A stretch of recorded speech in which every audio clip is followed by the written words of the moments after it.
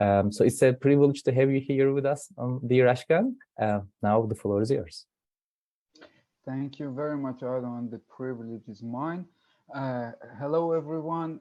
Thank you so much. Before I get started, please allow me to start with acknowledging the traditional owners and custodians of the lands on which I work, and pay respect to indigenous elders, past, present, and emerging.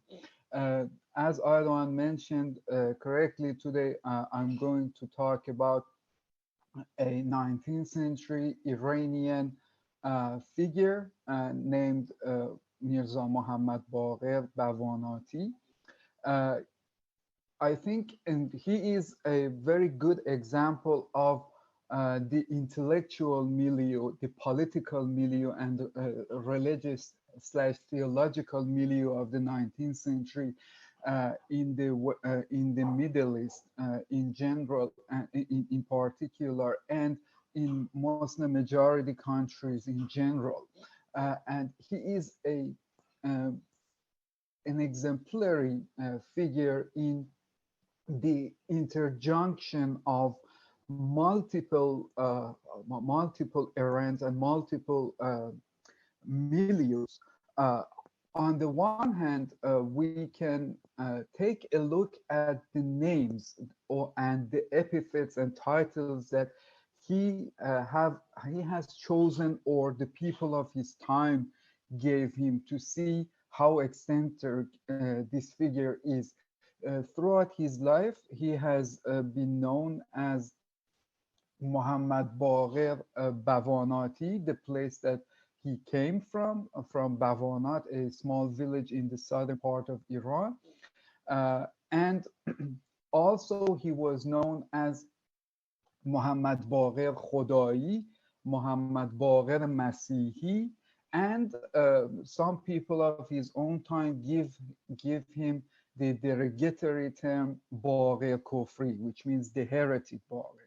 Muhammad Baqir Masihi means the Christian Baqir, and Muhammad Baqir Khodai means the divine Baqir, or the Baqir, the theologian.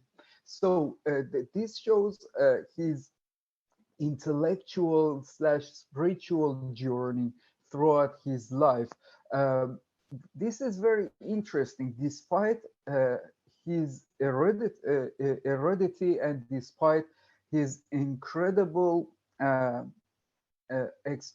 expanded knowledge about religious traditions of the time and languages, he spoke and wrote in a half dozen language. He spoke in Persian, Arabic, English, and wrote in those languages and knew those languages very well. He also knew Hebrew and Latin and some Sanskrit very well. This is very exceptional in the 19th century Iran. So, despite all these tremendous characteristics, we have almost nothing about him until 20 years ago in English. The only small things that we can find about him is an entry written by Iraj Afshar, who introduced him to Persian speakers, and then English speakers introduced Bawanati for the first time. He has written an entry in the Encyclopedia Iranica. And also about 20 years ago, Johann Strauss wrote a paper in which he traced Bawanati in the work of an Ottoman statesman and intellectual figure named Ahmad Medhed Effendi, who was familiar with Bawanati while both of them were in Baghdad in the late 1870s.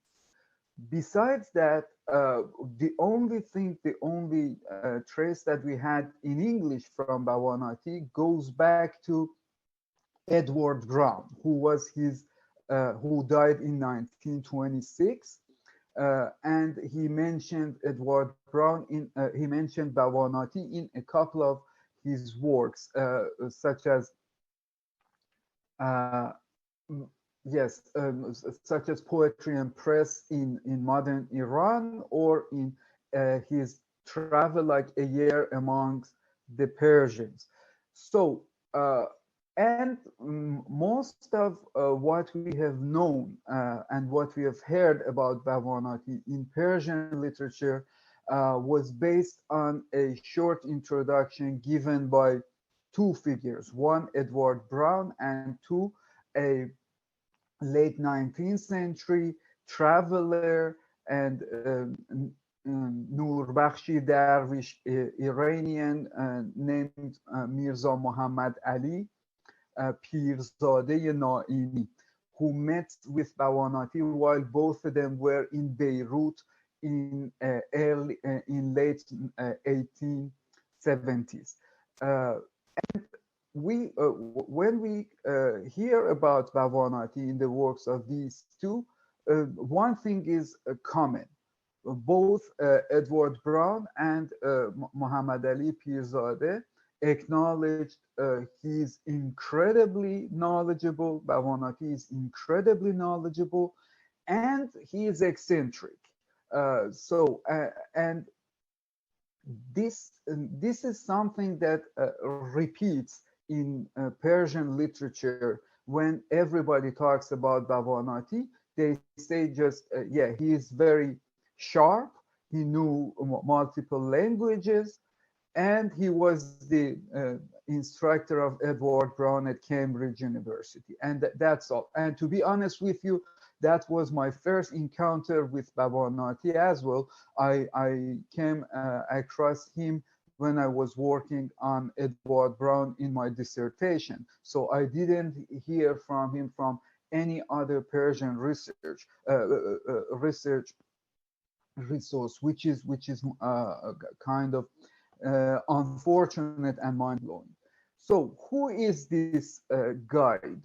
Today, I will focus on a general introduction, a biographical introduction to this eccentric but very influential characteristic, very influential figure, and I also try to let's say, undermine, if not overthrow, one common knowledge about him.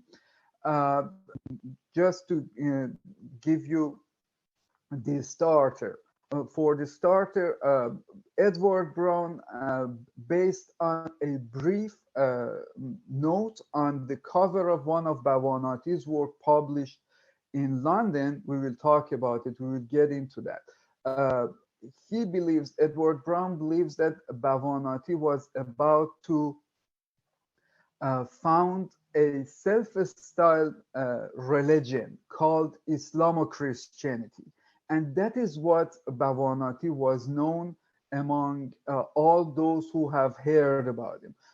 Today, I'll try to give a brief biographical account of his life and show that this cannot be completely factually, historically valid.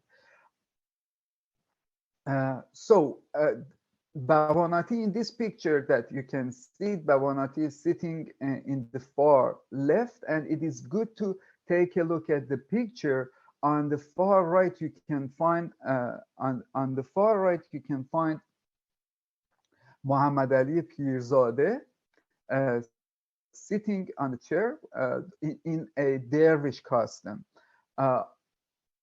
On the far right, standing is his then teenager son, Bawanati's teenager son, Ismail Baqir. Sitting in the middle is Sheikh Muhammad Abdo, the most probably the most famous student and disciple of Jamaluddin al-Afghani, and they were by far the most influential Muslim reformists of the 19th century. And on the top left standing is the young Ahmad Medhat Afandi. This picture was taken in the I think in the late 1870s in Beirut or early 1880s, very early 1880s. This belongs to the last years of Bawanati.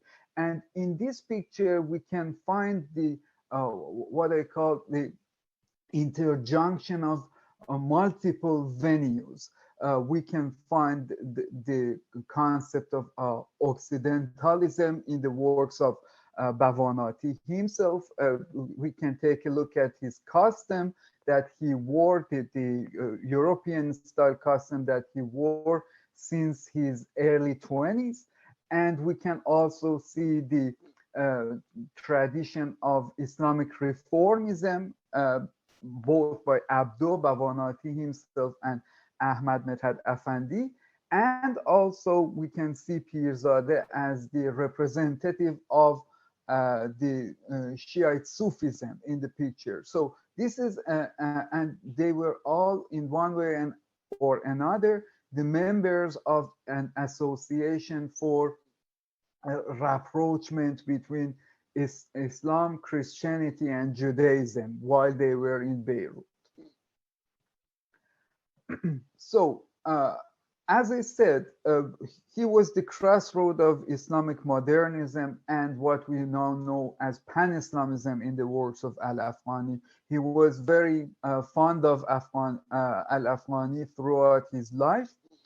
And also, we can see the intense messianic and millenarian political movements in the works of Bawanati. Just remember that he was born in 1820 and just remember the millenarian, one of the most millenarian movements of the time in the 19th century in Iran, known as the Babi movement, or led by a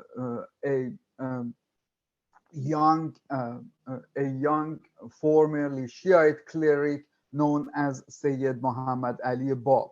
So Bawanati, like Bab, has very intense and fervent messianic emotions and messianic thoughts in his youth. As I said, for a time during his 20s, he was known as Muhammad Baqir Masihi, the Christian Baqir.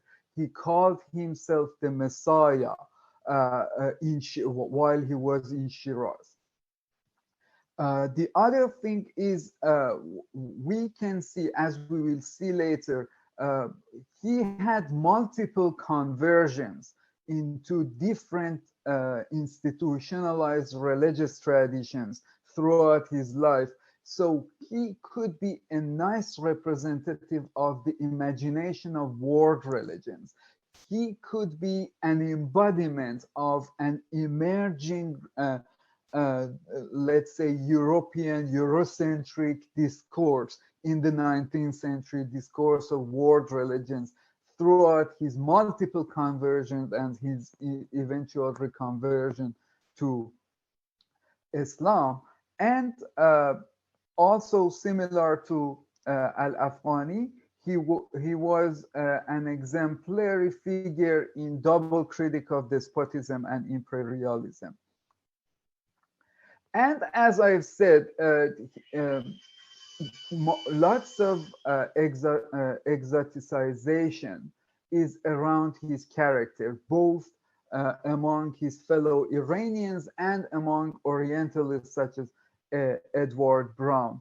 And because he spent 5 or 6 years in London and in Europe, he is a good example of what we now know as Occidentalism, an imagined body of knowledge about Europe. There are different terms about this phenomenon. Some scholars decide to be relatively more neutral. They call it Europology, and some other prefers other terminologies like invisible Occidentalism, or Orientalism in reverse. So this is in general about how people from other parts of the world other than Europe imagined Europe in the 19th century through their travelogues and their publications. Bawanati published two of his works while he was in London, which shows how he imagined, how he encountered Europe and Russia at that period of time. So uh, if I want to continue with the biographical remarks, I can say that Bavanati was born in 1820 in a small village very close to Bavanat. The name of the village is Sheidan. It was in very close to Bavanat, a district 2 hours now 2 hours and a half driving from Shiraz. It's located in the southern Iran. He moved to Shiraz, of course, I think at that time not by car. No, he didn't drive. He moved to Shiraz while he was 10 or 12, and he did it alone without letting his family know. And so uh, during his teenage years, he started his studies in a Shiite seminary in Shiraz. And for a while he was a teenager, apparently he used to put on Shiite clerics' customs for a few years. Then in the 1830s, it was the let's say the heyday of British presence in the Persian Gulf, and Shiraz was in the vicinity of Persian Gulf in a way, very close to Persian Gulf. So it was the crossroad of imperial venues and imperial dispatches and so on and so forth. So he came to see a lot of British officials and officers during that time in Shiraz, and that was the beginning of his familiarity with English resources and English language. Apparently, he learned English first in Shiraz, then he traveled in his early 20s to India for the first time, and he completed his English over there. And by the late 1830s, he left the Shiite cleric customs and started to become a practicing dervish in Shiraz for a while. At this period of time, he called himself Muhammad Baqir Khodai, the Baqir the theologian, Baqir the theologian, or Baqir the divine. And so he traveled between Iran and India in his 20s and early 30s. In India, it is very interesting, and it tells us a lot about the expansion of discourse of world religions in the 19th century. He converted to Christianity not in Iran, not in Europe, but in India. And he came back from India. He lived in Bushehr next to Persian Gulf for a few years, and he worked in the British consulate in Bushehr, and he was in contact with British for a long time. And during that time, he called himself Muhammad Baqir Masihi, or Ibrahim John Mu'attar, Abraham John the Fragrant. And he by this title, by this self-given epithet, he plays with the word John, because John in Persian means soul, and he also named himself John after the apostle So Ibrahim John Mu'attar or Muhammad Baqir Masihi. By 1857, he called himself the manifestation of the Christ or Christ himself, and also the deputy of Mahdi in Shiraz. That was the heyday of the millenarian movement. Remember that 1844 coincided the uh, 1000 years after the uh, occultation of the 12th Shiite Imam, and everybody was waiting for the Mahdi to come back at that period of time in Persian political and theological milieu, and that was the time that uh, Bob came up on the scene as the deputy of the Mahdi.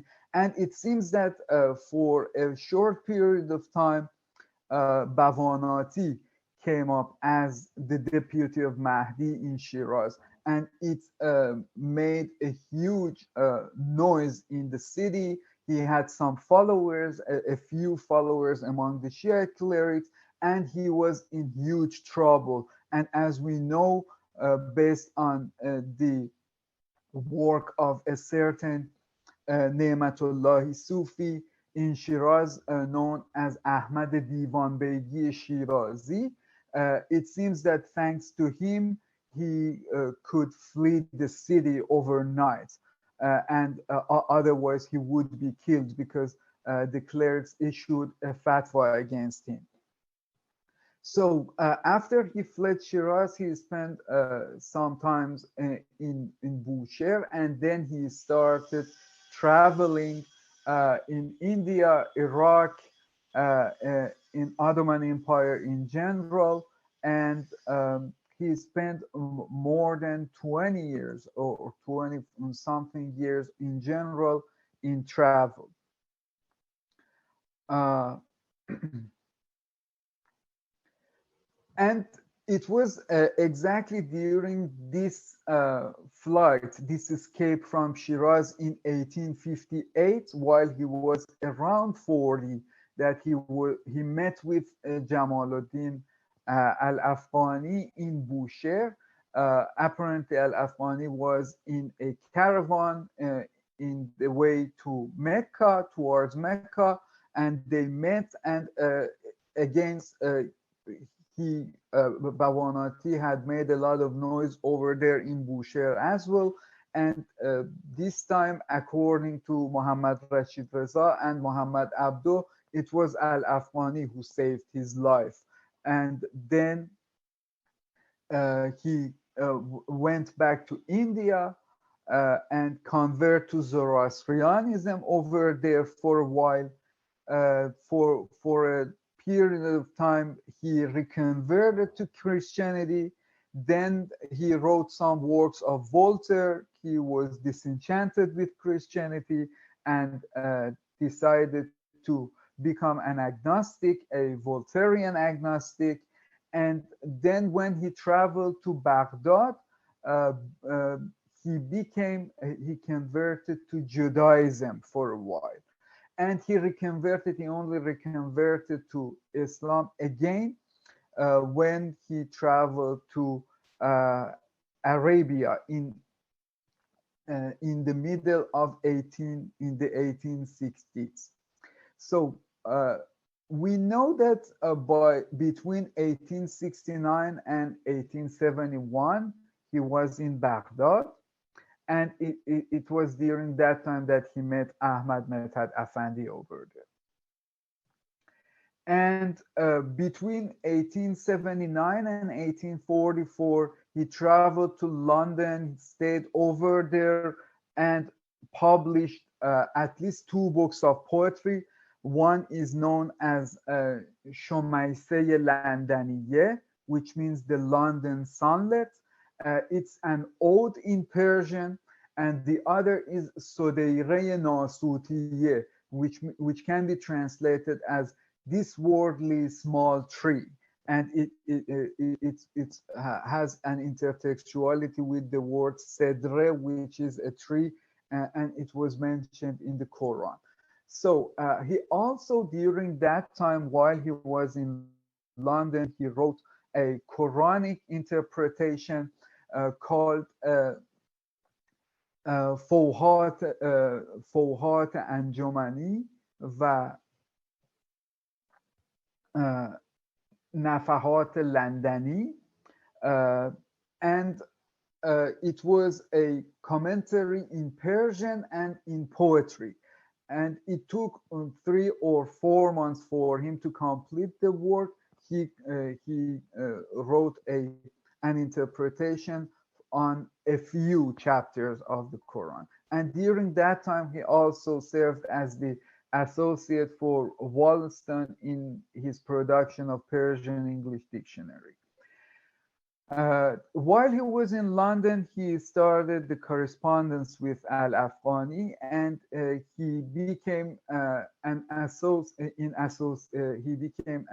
association with Muslim reformists in Europe, those which means Al-Afghani, and for a while Muhammad Abdo, those who published Al-Urwatul Wuthqa, one of the most famous pan-Islamist magazines of the latter half of the 19th century.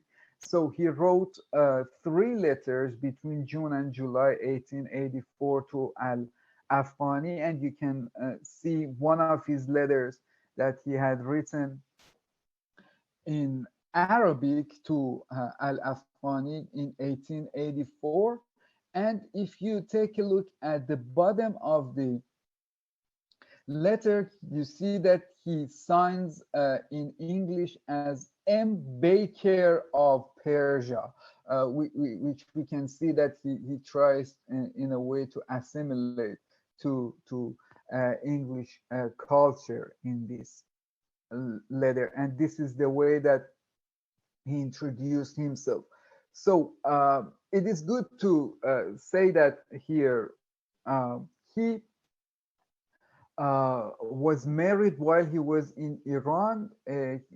He had a daughter and a son,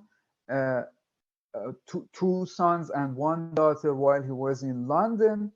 And he lost one of his sons while he was in London, and he lost his wife, Shirin Jan Sabbagh, while he was in Bushehr before he traveled to London. So he had a turbulent life while he stayed in Europe. He lost one of his children, and the other child, his daughter, got depressed, and her ailment made him to travel from London to Beirut in order to help her feel better. But eventually, her daughter also passed away in Beirut. So he left London in 1884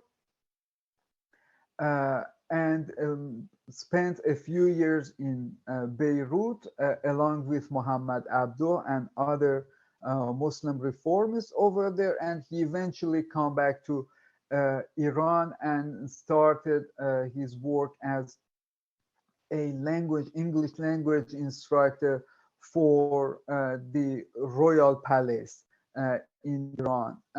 And because of his close connection with Al-Afghani, while Afghani was accused of assassinating or an attempt assassination of Nasiruddin Shah, the Emperor of Iran, he fled the country, and all of his associates and disciples were in trouble. Bawanati was not an exception. He was thrown in jail for a couple of years, and he was released from jail only 3 days before he passed away. So he died in 1892 or most probably 1893. What we know about him, apart from Edward Brown, is from Hadiqat al-Shu'ara, as I've said, written by Ahmad Divanbegi Shirazi.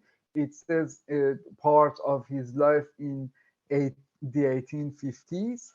Also, Ahmad Medhat Effendi died in 1912, wrote his autobiography called The Exile, Menfa, and he says these stories about Bawanati. And unlike Brown and Divanbegi Shirazi and Haji Pirzadeh, Ahmad Medhat Effendi, despite he acknowledges that uh,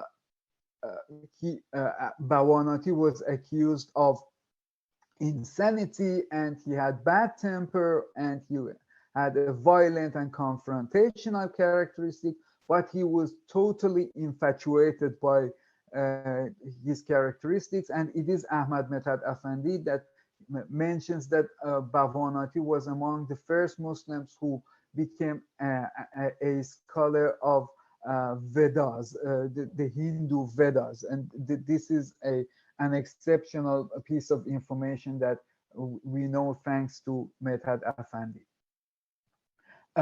We already discussed that Edward Brown was the first European or let's say Western figure that introduced Bawanati in his work. And this is, I think, the let's say gist of what we can know from Bawanati in all the works. He says that he is in every way a most remarkable man, and but he says, I never saw anyone who lived so entirely in a fantastic ideal world that he does. And also, thanks to the travelogue of Muhammad Ali Pirzadeh, died in 1903, we know some good information, some very helpful information about Bawanati. One thing that we know thanks to Pirzadeh, and which is very interesting, that is throughout his life, Bawanati was, after his reconversion, Bawanati was a fervent Muslim proselytizer. And even in Beirut, he tried to proselytize Islam while he was not a practicing Muslim. That's one of the peculiarities of his character. He was fervent in proselytizing Islam. Maybe we can talk about it in the Q&A part in further detail, but based on what we know from Pirzadeh, he was not practicing, and he was not by any means a kind of conventional believing Muslim. He was not denominational. When he reconverted to Islam, he remained a non-sectarian Muslim throughout his life. And again,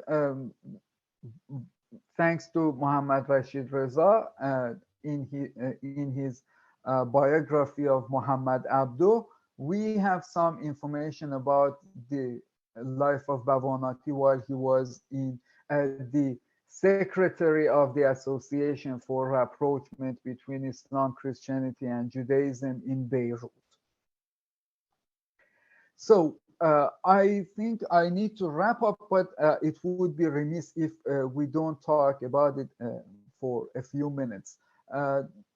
This is what I briefly talked about. This is the cover of Shomaise Landaniye, which was published in London in 1884.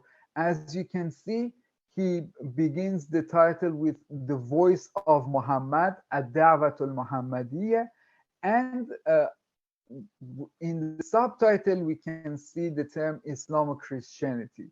And this is what, based on which Edward Brown and after him Iraj Afshar thought or assumed that he was about to found a religion called Islamic Christianity. But even if we take a look at this very book, we can, yeah, and it has a very intense, we can say, and very clear Christian theme in the aesthetics, without a doubt. But even in that work, he has written many lines in despise and in critic of Christian dogmatic theologies and the basic dogmas of Christianity.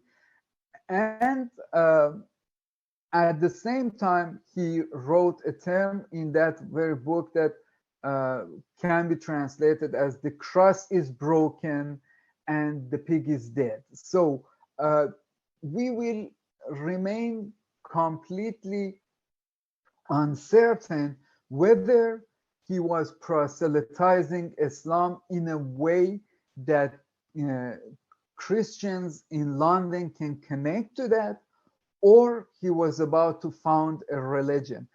Based on what we can see in the content of the London Sunset, it is highly unlikely that in this period of time he was about to found a religion, despite that throughout his life he had some prophetic feelings.